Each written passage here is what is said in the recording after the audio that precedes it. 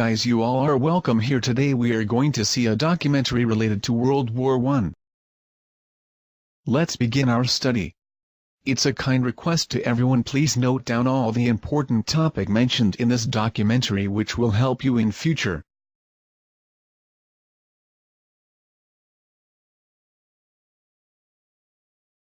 Introduction. World War I, also known as the First World War, the Great War, or the War to End All Wars, was a global war originating in Europe that lasted from the 28th of July 1914 to the 11th of November 1918.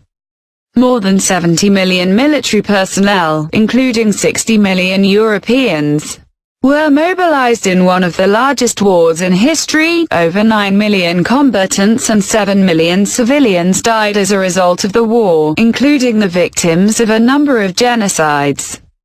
A casualty rate exacerbated by the belligerents' technological and industrial sophistication, and the tactical stalemate caused by grueling trench warfare. It was one of the deadliest conflicts in history, and paved the way for major political changes, including revolutions in many of the nations involved. Unresolved rivalries still extant at the end of the conflict contributed to the start of the Second World War only 21 years later. Cause of World War I: groupism, secret treaties, militarism, economic imperialism, character of William II, desire of getting Alsace and Lorraine, feeling of jingoism and role of media, Balkan crisis, Bosnia and Herzegovina. Immediate cause.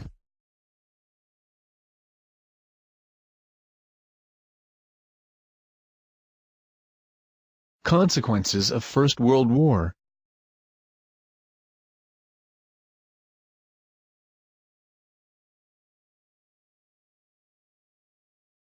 Now let's see a short video related to World War I. Today we're going to be talking about the effects of World War I. By the end of this video, you should be able to identify the effects of the war on England, the United States, France, Russia, Austria-Hungary, and Germany.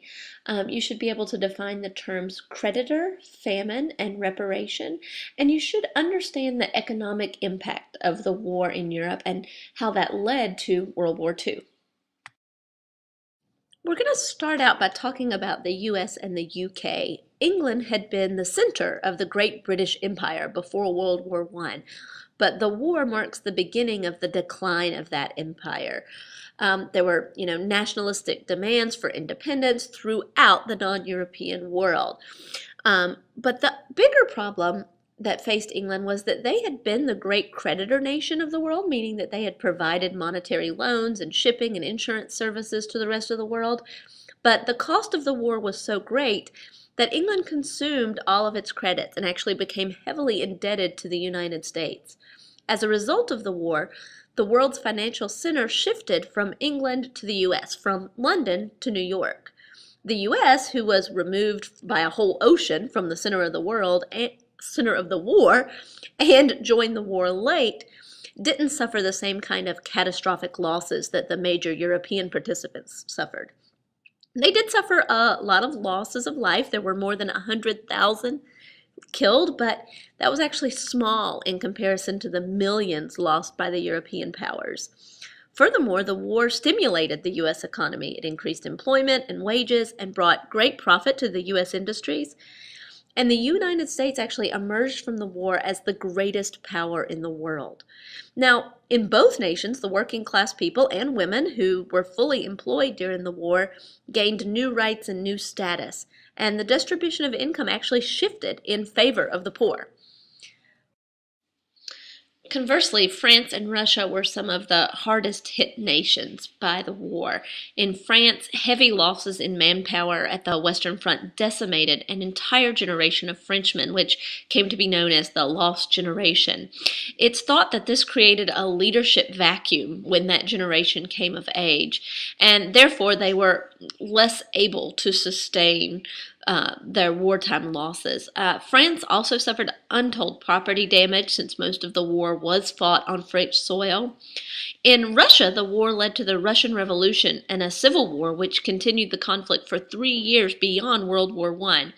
The revolution came earlier than it otherwise would have under the circumstances of war, and it really happened before the leadership was prepared to establish a stable alternative to the Tsar, and that led to an almost total disintegration of their economy, and by 1921, there was a mass famine or shortage of food.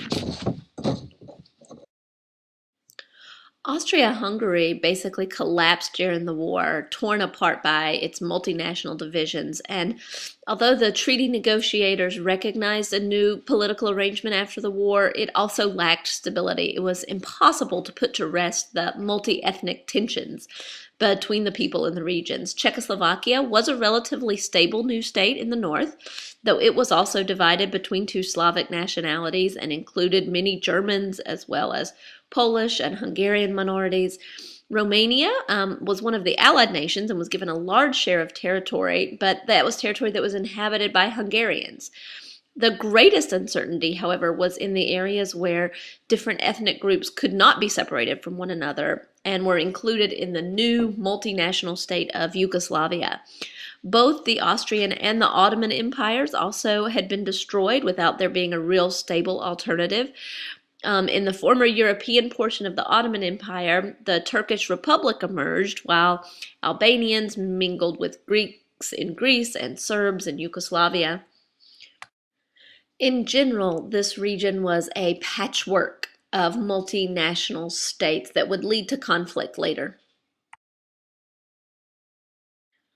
The nation on which the war had the most profound effect was Germany. Germany had entered World War I as the greatest power among the Central Forces, and its people were immensely proud of Germany's achievements. Defeat in the war was a profound shock, and coupled with the economic collapse, it was really more than the German people could accept. England and France and other debtor nations could not pay their debts unless they received the reparations from Germany, and Germany owed $33 billion in reparations to these nations. But Germany was so devastated by war that there was no way they could finance their own recovery and pay for reparations. And so in 1923, they defaulted on their loans and experienced massive inflation. Basically, the economy throughout Europe was devastated by the war, and when Germany defaulted on their loans in 1923, financial reforms had to be introduced to stabilize the economy, and the only real way to accomplish that was to create a means by which the American investors could invest in German recovery. And beginning in 1924, under the Dawes Plan, German bonds were sold to American private investors, and that enabled the German economy to recover and allowed them to make their reparation payments.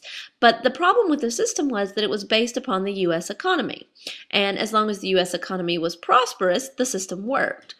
However, when the U.S. economy failed, the system collapsed. The war had created the circumstances by which Europe was helpless before the depression which struck the U.S. in 1929. The economic nationalism further caused world trade to be cut and exacerbated the depression. Widespread unemployment and economic hardship was prevalent throughout the world. The depression in Europe and Asia actually created the desperate conditions and insecurity which allowed fascism to develop, and that and the rise of fascism and the Depression is what led to World War II. We can say that World War I created the conditions which caused World War II. Pictures related to First World War.